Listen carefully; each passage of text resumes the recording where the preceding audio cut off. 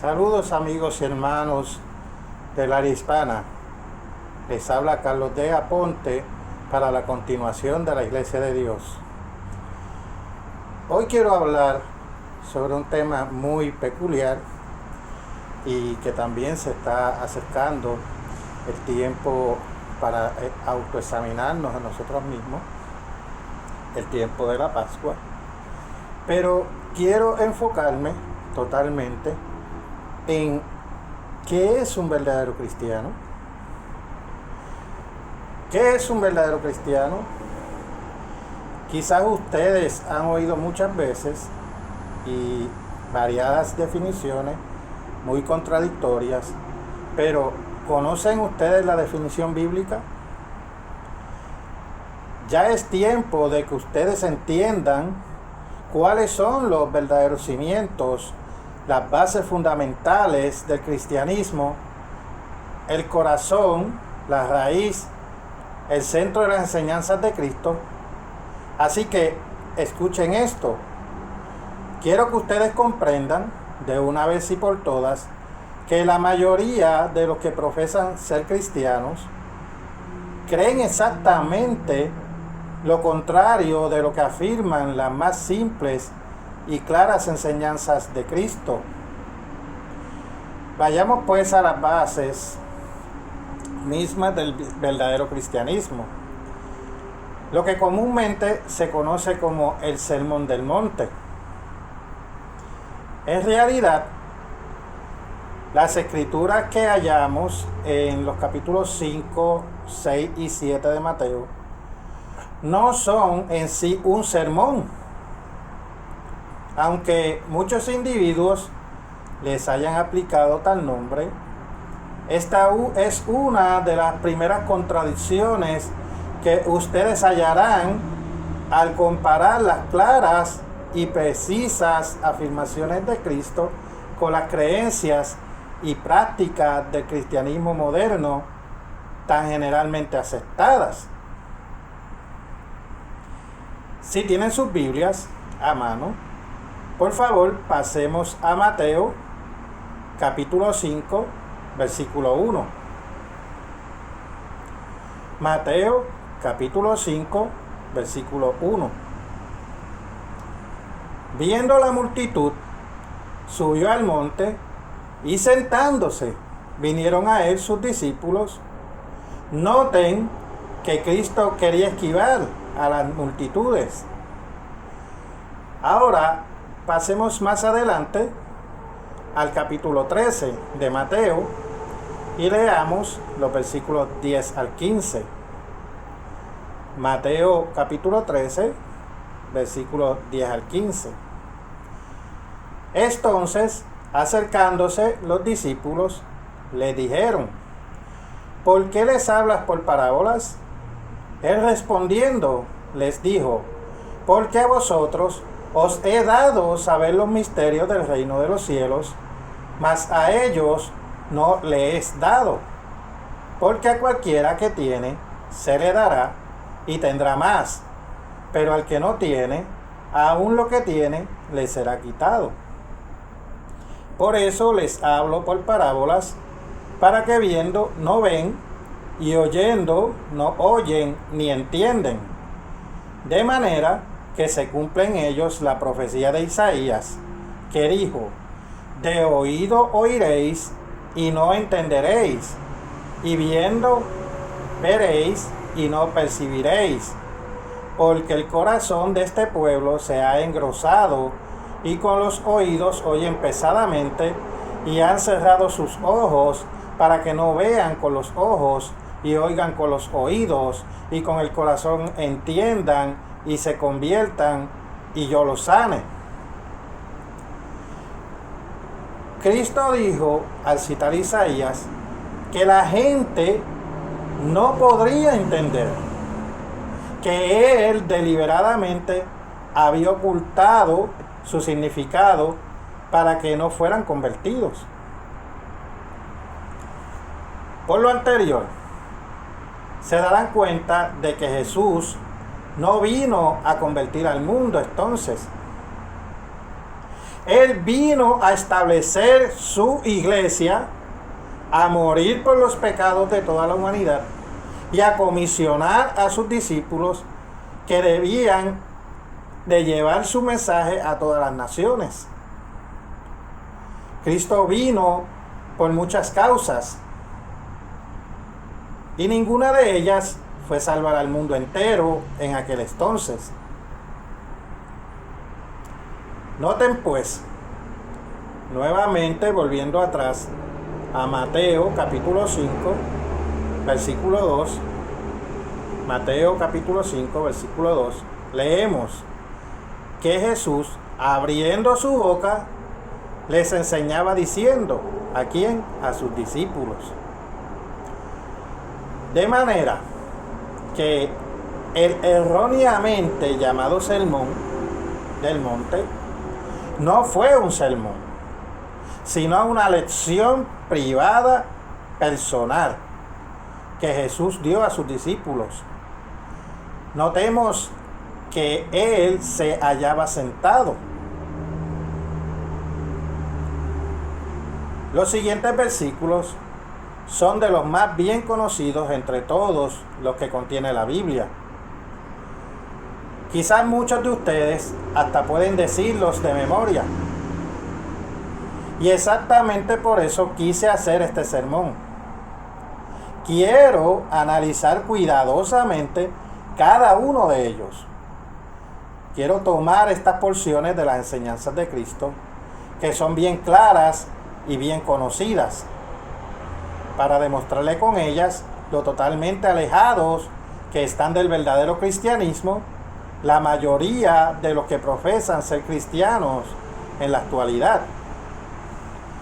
Siguiendo en el versículo 3, Cristo dijo, bienaventurados los pobres en espíritu, porque de ellos es el reino de los cielos.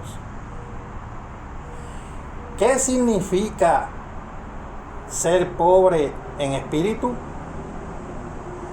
Ciertamente que Cristo no quiso decir que son bienaventurados los que carecen del Espíritu de Dios, porque Él insta a través del apóstol Pedro en 2 de Pedro 3:18, 2 de Pedro 3:18, creced en la gracia y el conocimiento de nuestro Señor y Salvador Jesucristo.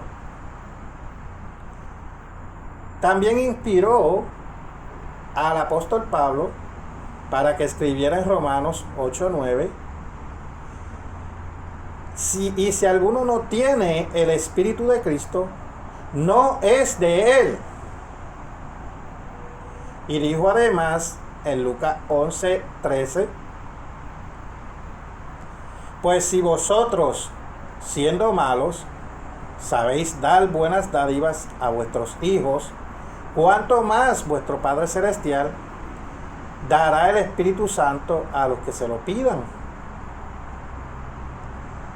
No, Jesús no se refiere al carácter del Espíritu de Dios, como las vírgenes insensatas mencionadas en la parábola de Mateo 25, sino que quiere decir bienaventurados aquellos que son realmente sumisos, humildes, rendidos en actitud de mente y corazón. ¿Cuántos cristianos son en verdad semejantes a Cristo en espíritu? Jesús era completamente pobre en espíritu. Él era completamente humilde. Jamás vivió hombre más grande. Jamás existió hombre capaz de ejercer tan gigantesco, tan extenso poder como el de Cristo. Jamás hubo hombre más dinámico, más vigoroso, más activo, más amable, más talentoso. Jamás ha existido hombre alguna con más razón para envanecerse y engreírse, llenarse de vanidad humana. Y sin embargo, Jesús fue humilde. Veamos lo que el apóstol Pablo escribió. Pasemos por favor a Romanos capítulo 12, versículo 16. Unánimes entre vosotros, no altivos, sino asociándoos con los humildes. No seáis sabios en vuestra propia opinión. Cristo anduvo con publicanos, pecadores, rameras y hasta lo más bajo, a juicio de los hombres, de la sociedad de aquellos días. Y a causa de ello, era constantemente criticado por los soberbios y engreídos líderes de las sectas de aquel entonces. ¿Y qué decir de nuestro tiempo? No es muy popular ayudar a un vagabundo, confortar a una persona enferma o afligida, cuidar de los discapacitados, dar algo de nuestra persona a alguien que realmente lo necesita, ¿verdad? Ser realmente pobre en espíritu es una rareza hoy en día. Veamos la siguiente discordancia. Continuando en el versículo 5 de Mateo 5, hallamos que Jesús dijo: bienaventurados los mansos, porque ellos recibirán la tierra por heredad. ¿Quiso Jesús implicar que los pobres en espíritu van a ir al cielo, mientras que los mansos se quedarán en la tierra? Leamos otra vez. Bienaventurados los mansos, porque ellos recibirán la tierra por heredad. ¿Qué dice? Sí, si Jesús prometió el cielo a los pobres en espíritu, aquí está muy claramente expresado que los mansos se quedarán en la tierra. Pero, ¿prometió Jesús el cielo a los pobres en espíritu? Aparentemente no. ¿Puede usted encontrar un pasaje bíblico donde se promete el cielo como recompensa para los salvos? Sinceramente lo dudo. Y si tuviéramos tal promesa, ¿qué tal la contradicción que serían estas dos bienaventuranzas? Cristo dijo en el versículo 3: bienaventurados los pobres en espíritu, porque de ellos es el reino de los cielos. Esa pequeña palabra de califica el versículo y lo hace bien claro. Es un reino lo que Dios promete a sus escogidos. Un reino dirigido por Dios, procedente del cielo. Es un reino del cielo, pero no en el cielo. Y entre en y del hay gran diferencia. Eso lo podemos comprobar con numerosas citas bíblicas. También podemos leer lo que Jesús dijo en Juan capítulo 3, versículo 13. Nadie subió al cielo, sino el que descendió del cielo, el Hijo del Hombre que está en el cielo. Vayamos ahora a Lucas capítulo 19, versículos 12 al 29. Lucas 19, versículos 12 al 29. Dijo pues: un hombre noble se fue a un país lejano para recibir un reino y volver.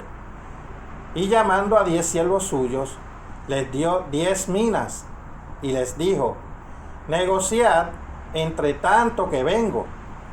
Pero sus conciudadanos le aborrecían y enviaron tras él una embajada, diciendo: no queremos que éste reine sobre nosotros. Aconteció que vuelto él, después de recibir el reino, mandó a llamar ante él a aquellos siervos a los cuales había dado el dinero, para saber lo que había negociado cada uno. Vino el primero, diciendo: Señor, tu mina ha ganado 10 minas. Él le dijo: Está bien, buen siervo, por cuanto en lo poco has sido fiel, tendrás autoridad sobre 10 ciudades. Vino otro, diciendo: Señor, tu mina ha producido 5 minas.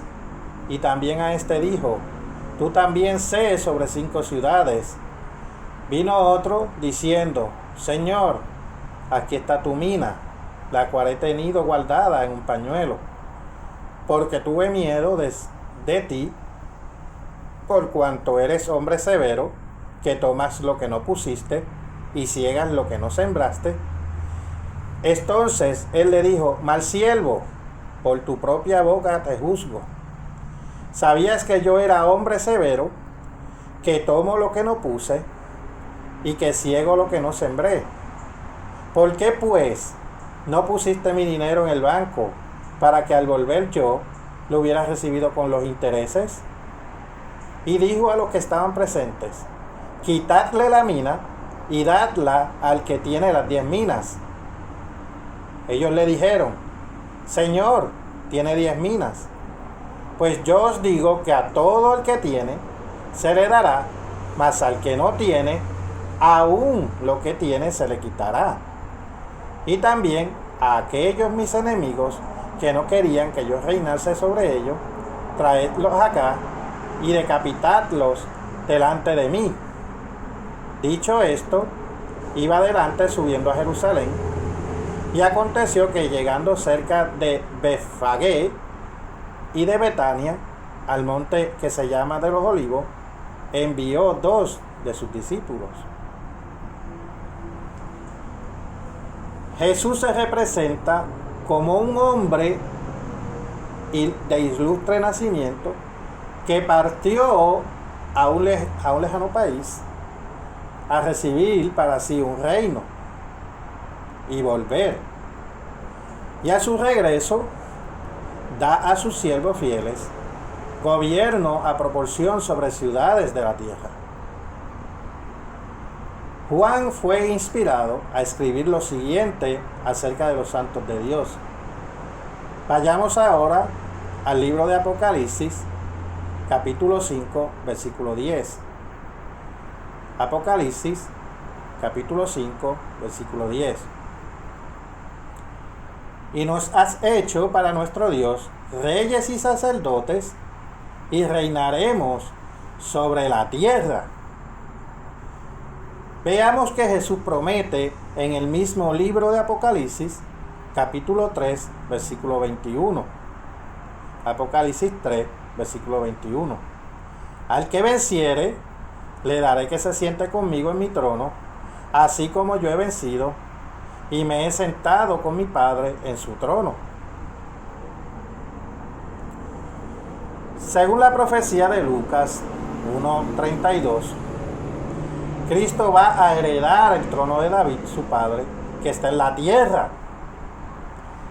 Esa profecía queda por cumplirse en su segunda venida.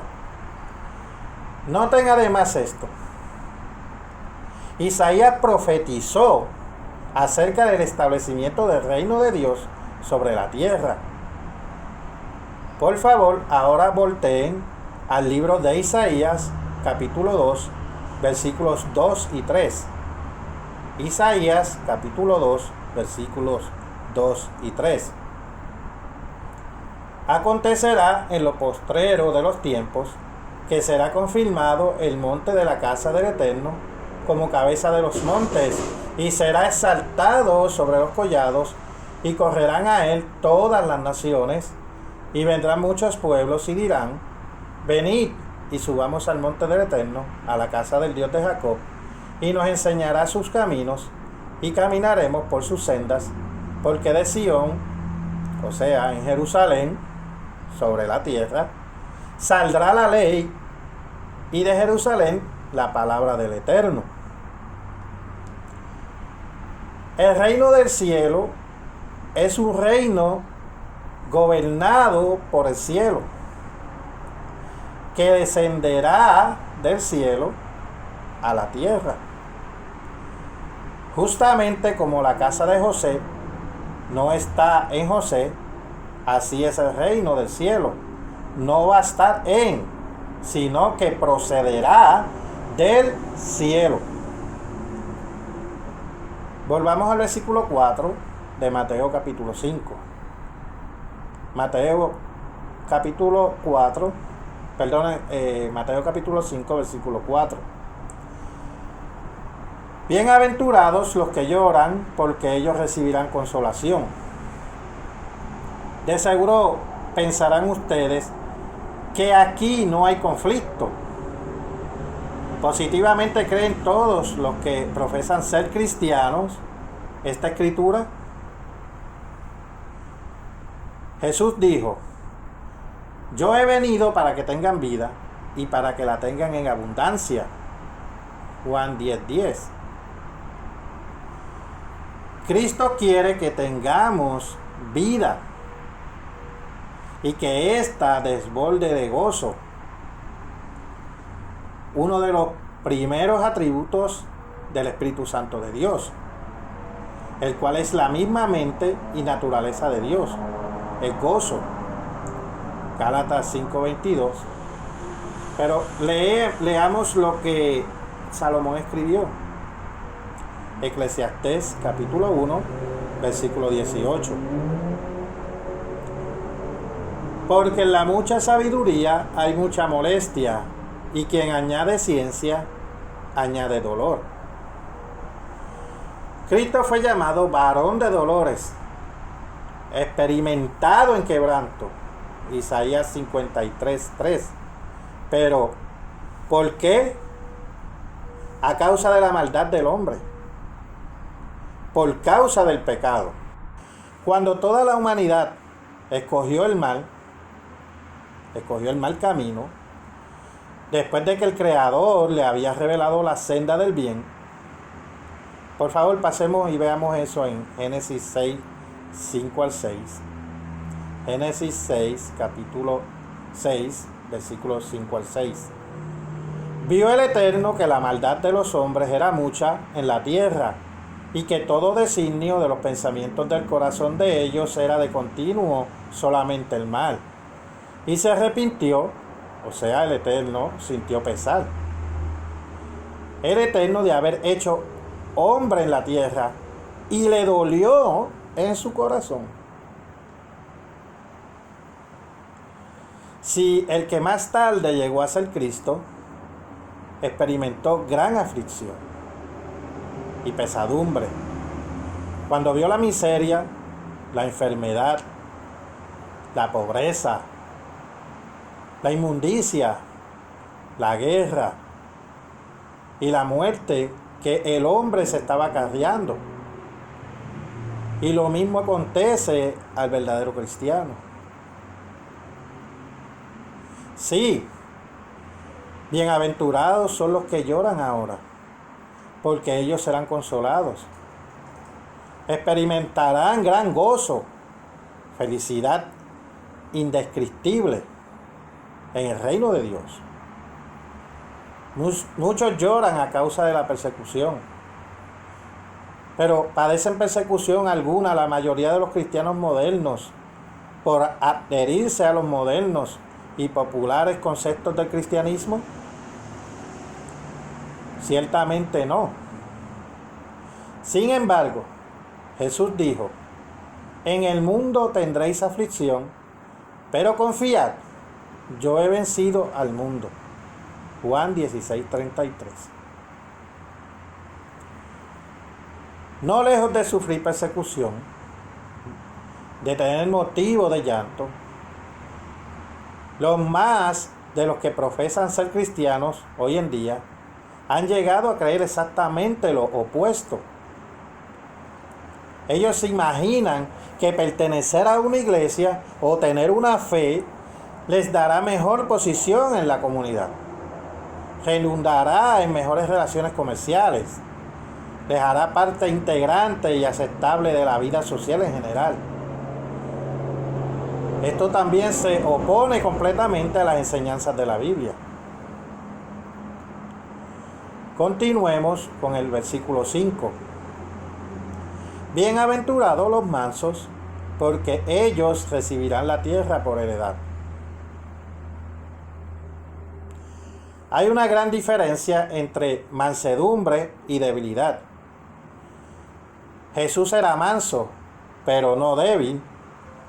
Si bien se debilitó físicamente cuando fue cruelmente azotado y herido antes de su crucifixión, Pablo dijo en 2 Corintios 13, versículo 4, vayamos allá por favor, 2 Corintios capítulo 13, versículo 4, porque aunque fue crucificado en debilidad, vive por el poder de Dios. Jesús fue vigoroso físicamente y muy sano durante toda su vida terrenal. ¿Qué significa ser realmente manso? Busque ejemplos en la cristiandad moderna, donde encuentran gentileza, bondad, condescendencia. Ser manso significa condescender en lugar de ocasión o de ocasionar discusión o dificultades. Significa ser humilde, ser modesto, sumiso en espíritu y en actitud. Una persona verdaderamente mansa será semejante a Cristo en carácter.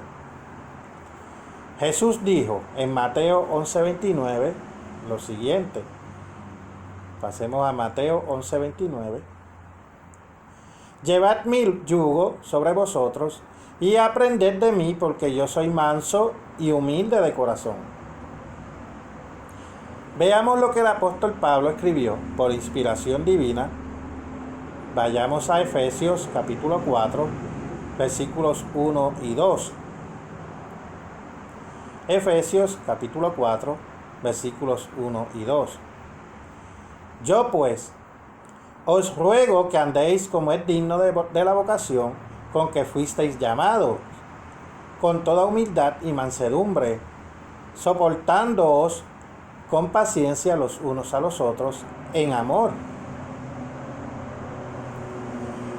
Una persona verdaderamente humilde no tratará de justificarse a sí misma, ni se considerará mejor que los demás.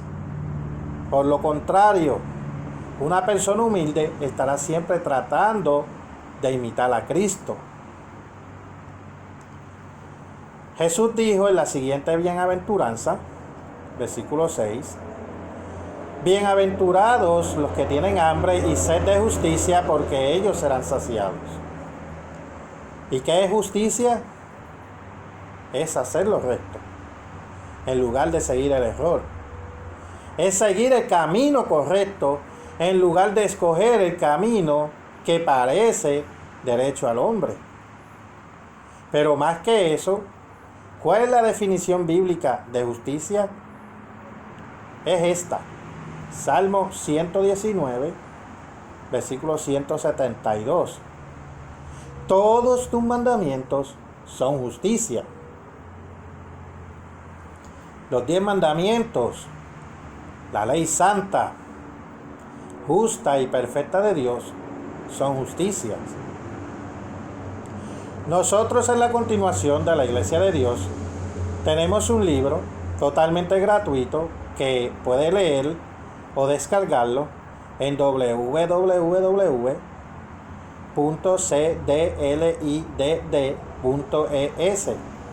www.cdlit.es, titulado Los 10 mandamientos, el decálogo, el cristianismo y la bestia.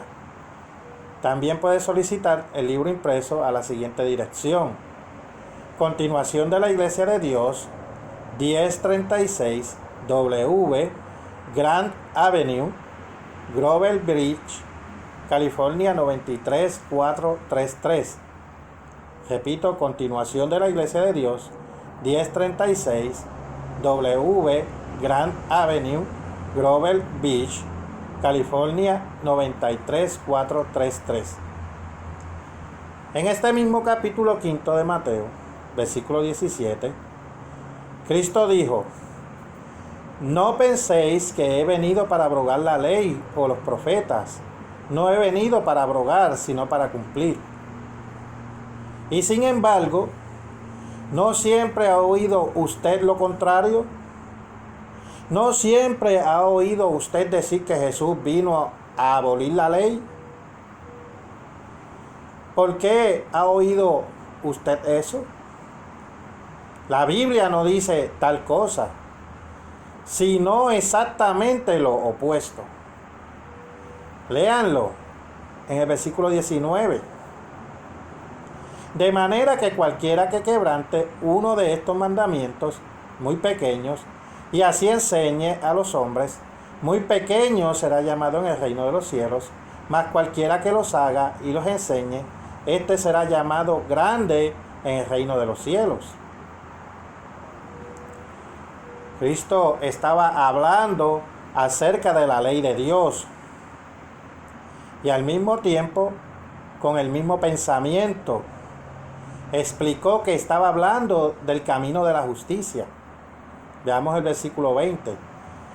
Porque os digo que si vuestra justicia, observar y enseñar las leyes de Dios, no fuere mayor que la de los escribas y fariseos, no entraréis en el reino de los cielos. Mateo capítulo 7, versículo 21. Cristo dijo: no todo el que me dice Señor, Señor, entrará en el reino de los cielos, sino el que hace la voluntad de mi Padre que está en los cielos. Más adelante en 1 Corintios 13, leemos que sin el amor de Dios somos nada. No somos cristianos a menos que tengamos verdadero amor en nuestros corazones. Y es el amor lo que nos guía a guardar los 10 mandamientos de Dios, todos ellos. Ahora, por favor, pasemos a Romanos capítulo 13, versículo 10. Romanos 13, versículo 10. El amor no hace mal al prójimo, así que el cumplimiento de la ley es el amor. Dios inspiró a Juan para reiterar aún más esta verdad con las siguientes palabras. Pasemos por favor a Primera de Juan, capítulo 5, versículo 3. Primera de Juan, capítulo 5, versículo 3. Pues este es el amor a Dios. Aquí está la definición bíblica del amor. Que guardemos sus mandamientos, y sus mandamientos no son gravosos. Tener hambre y sed de justicia es anhelar, esforzarnos, luchar fervientemente por obedecer a Dios, guardar sus leyes que son dadas en amor para nuestro bien. Y usted, si usted realmente tiene hambre, sed de justicia, estará orando como lo que describe Jesús en el capítulo 13 de Mateo. Será como el mercader que vendió todo con tal de ganar la perla de gran precio. Será como el hombre que encontró el tesoro en el campo y vendió todo para comprar ese campo. ¿Es esa su actitud? Muchos de los cristianos de hoy no tienen esa actitud. Si usted realmente desea empezar a entender su Biblia más a fondo, hallarla absorbente, interesante, escríbanos y solicite nuestro curso de Biblia. Es gratuito. sin costo alguno. Si en verdad usted tiene hambre y sed de entender la Biblia. Sí, esta es otra gran discrepancia. En lugar de tener hambre y sed de la palabra de Dios, la mayoría de los que dicen ser cristianos tienen hambre y sed de las cosas físicas, de satisfacer los sentidos físicos, en lugar de entender la verdad acerca de la ley de Dios. Entender que esta perfecta ley es el camino de justicia. La mayoría cree que la misma ha sido abolida, en lugar de creer la directa afirmación de Jesús de que no, fíjense bien, que no vino a abolir la ley. La mayoría cree exactamente lo opuesto, que vino a abolirla. ¿Cuán diferente es la verdad de su Biblia? Volvamos a la bienaventuranza, versículo 7 de Mateo capítulo 5. Bienaventurados los misericordiosos, porque ellos alcanzarán misericordia. De seguro que ustedes deben saber lo que quiere decir misericordioso. Pero, ¿cuándo en realidad muestra usted misericordia? Una cosa es estar tácitamente de acuerdo con las Sagradas Escrituras y otra cosa es ponerla en práctica. Vayamos por favor a Santiago, capítulo 1, versículo 22. Santiago dijo: pero sed hacedores de la palabra y no tan solamente oidores, engañándoos a vosotros mismos. Y también escribió en el capítulo 2, versículo 10, Santiago capítulo 2, versículo 10, porque cualquiera que guardare toda la ley, pero ofendiere en un punto, se hace culpable de todos. Es misericordia dar en lugar de recibir. Es misericordia callar totalmente si no tiene algo bueno que decir de otros. Es misericordia perdonar una deuda u obligación en lugar de llevar al hermano a los tribunales para exigir el pago. Es misericordia dar a todos los demás el trato que a usted le gustaría recibir de ellos. Son misericordiosos los más de los cristianos. Hoy en día se demuestra misericordia a un enemigo disparándole un balazo. Se demuestra misericordia envidiando, odiando y matando. Cristo no habló con disimulos. Sus palabras son precisas y claras. Significan lo que dicen. Versículo 7. Bienaventurados los misericordiosos, porque ellos alcanzarán misericordia.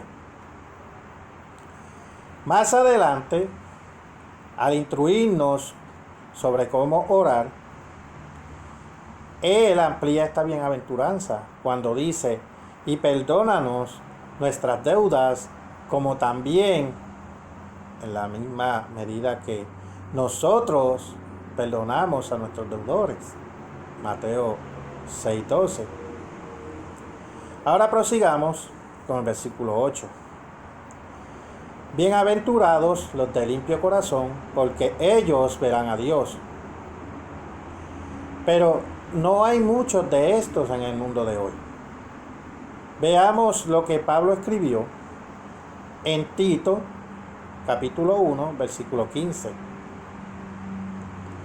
Todas las cosas son puras para los puros, mas para los corrompidos e incrédulos nada le es puro, pues hasta su mente y su conciencia están corrompidas. Según parece, en ninguna parte hay más controversia, envidia, escarnio, discusión, engaño. ¿Qué más? Hipocresía y desacuerdo que entre algunos de los que han hecho de la religión una profesión. Se han librado más guerras a nombre de la religión que por ninguna otra causa. Más personas han sido descuartizadas, ahorcadas, quemadas, sacrificadas protelvadamente en el nombre de la religión que por ningún otro motivo. Por favor, veamos Jeremías 17, Jeremías capítulo 17, versículo 9. Jeremías revela que engañoso es el corazón más que todas las cosas y perverso. ¿Quién lo conocerá? El individuo de mente natural, física, carnal, tiene la mente corrompida. Ve motivos perversos en lugar de buenos. Ve males, implicaciones tras de cada acción. Encuentra significados subjetivos o viles en las palabras de otros. Pablo dijo, por cuanto la mente carnal es enemistad contra Dios, porque no se sujeta a la ley de Dios, ni tampoco puede. Romanos 8:7. La mente carnal es desafiante, muy susceptible al resentimiento. Es enemiga de Dios y de sus perfectas leyes y tiene manchada la conciencia. Pablo escribió, el amor no es indecoroso, no busca lo suyo, no se irrita, no guarda rencor. Primera de Corintios 13, 4 al 5. Aparentemente, sin embargo, no hay personas que se irriten con más facilidad que aquellos miembros de los diferentes grupos religiosos. ¿Una paradoja?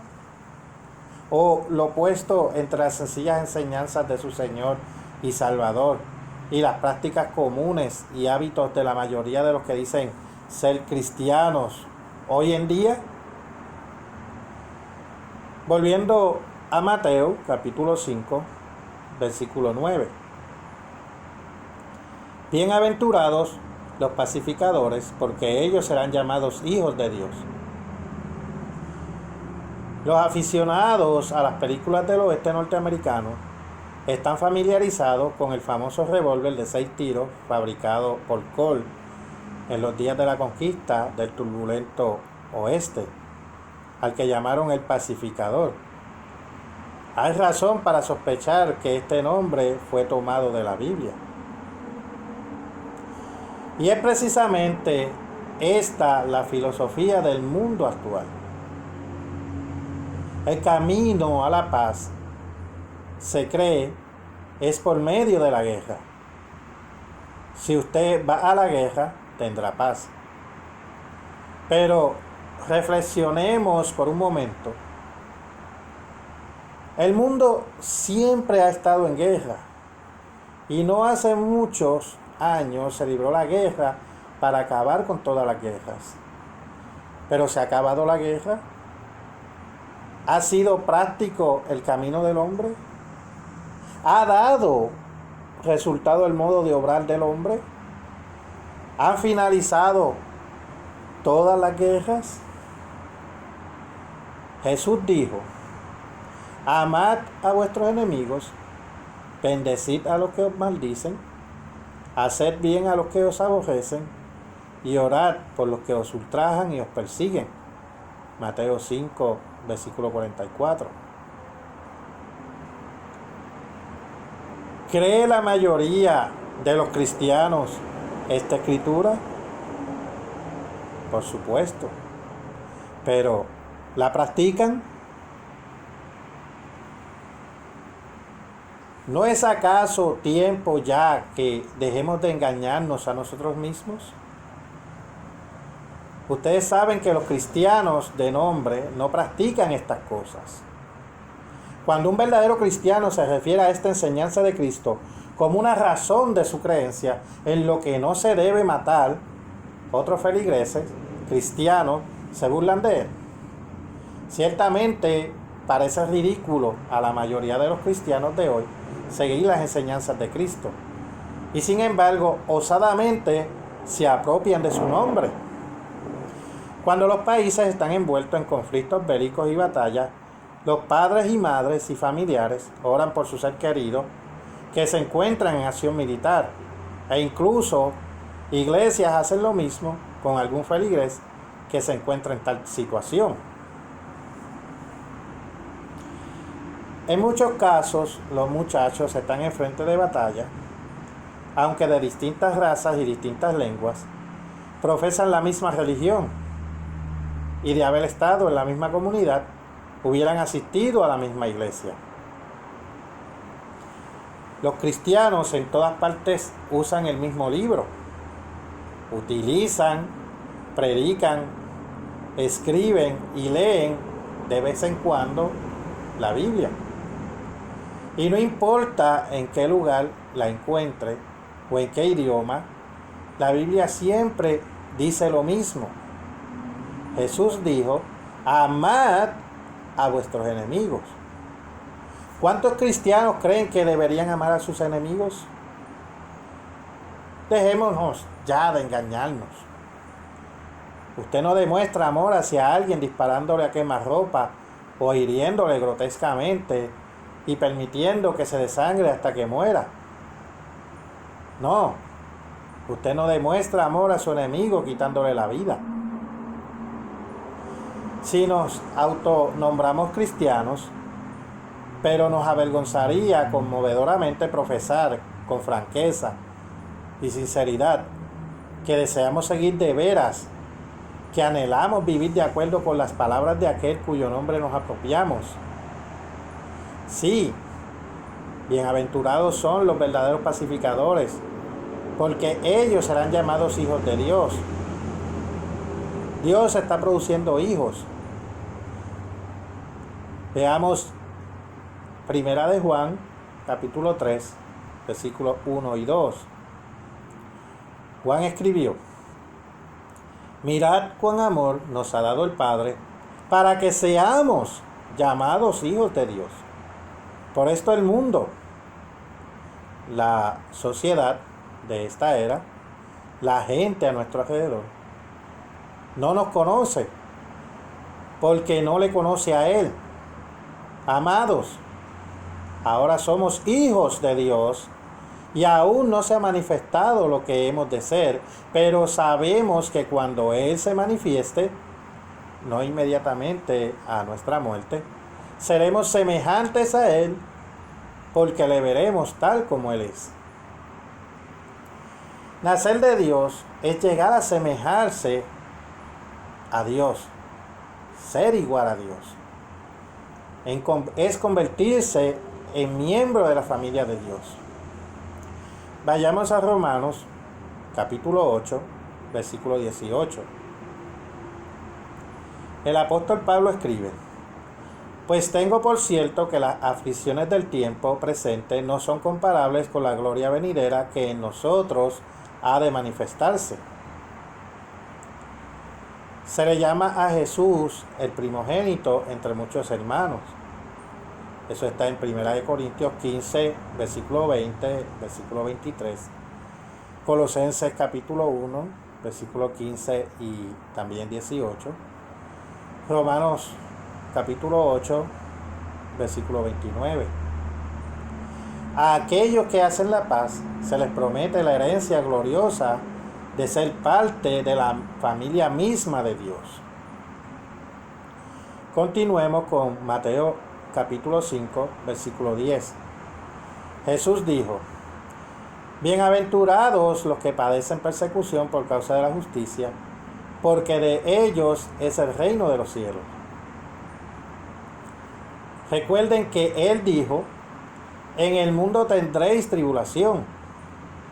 Y también oró a su Padre diciendo: Yo les he dado tu palabra y el mundo no los aborreció porque no son del mundo, como tampoco yo soy del mundo.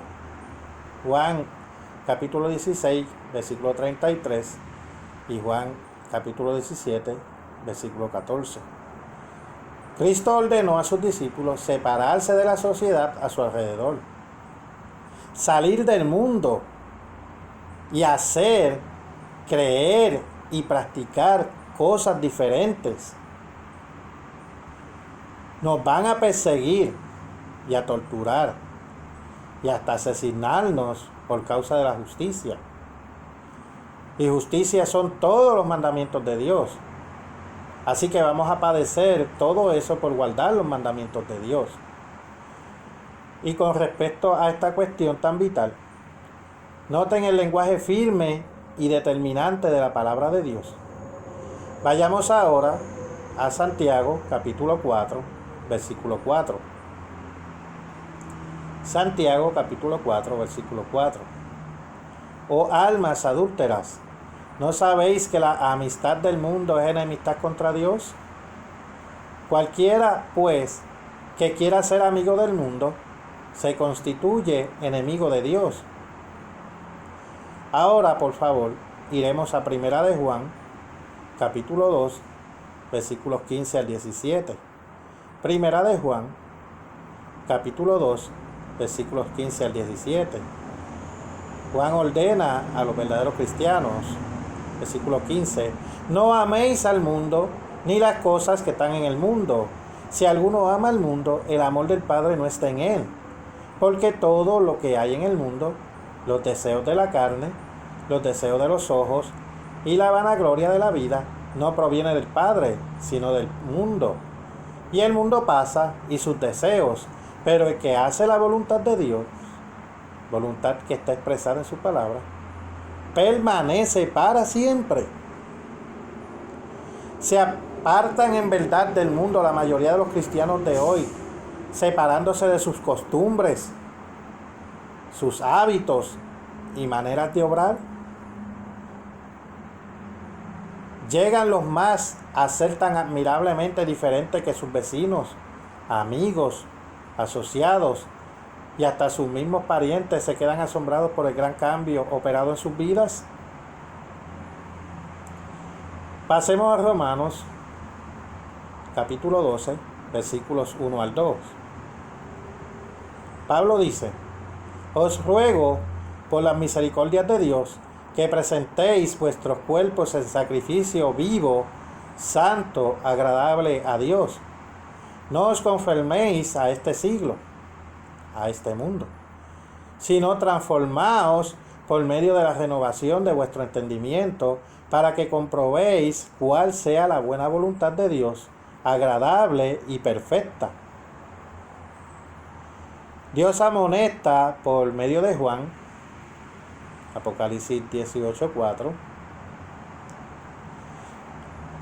Apocalipsis capítulo 18, versículo 4, salid de ella, de la confusión de este mundo, pueblo mío, para que no seáis partícipes de sus pecados, ni recibáis de sus plagas. Si ustedes de veras se apartan del mundo, sufrirán persecución. Verdaderamente sufrirán persecución. Jesús así lo dijo. Mateo, capítulo 10, versículo 34 al 36.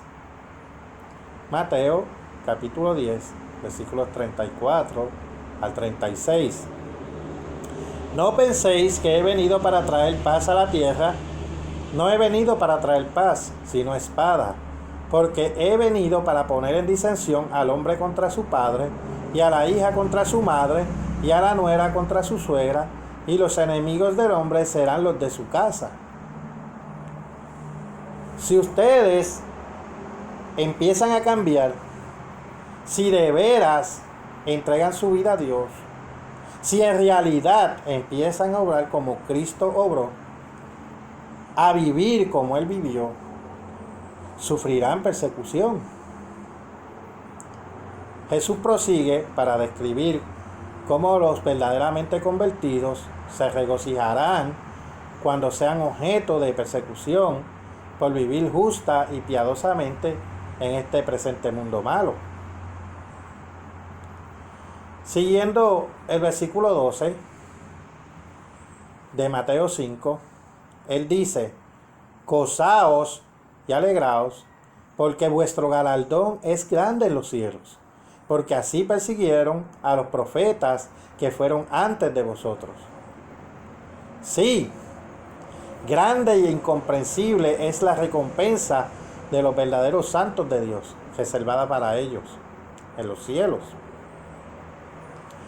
La misma que ha de descender procedente del cielo a esta tierra que habitamos. Jesús nos dice que oremos: venga tu reino. No que nosotros vayamos a Él, sino que venga tu reino. Hágase tu voluntad, como en el cielo, así también en la tierra. Mateo 6:10. Qué simples y claras son las verdaderas enseñanzas de Cristo. Sí, precisamente aquí, en las bienaventuranzas del Sermón del Monte, ustedes pueden ver claramente que la mayoría de los que profesan ser cristianos simplemente no creen o practican lo que Cristo dijo. ¿Ven ustedes qué diferente es el verdadero cristianismo de la Biblia a las muchas clases de cristianismo que profesan hoy? Que Dios le ayude a entender y a cambiar antes que sea demasiado tarde. Les habló Carlos Aponte para la continuación de la Iglesia de Dios.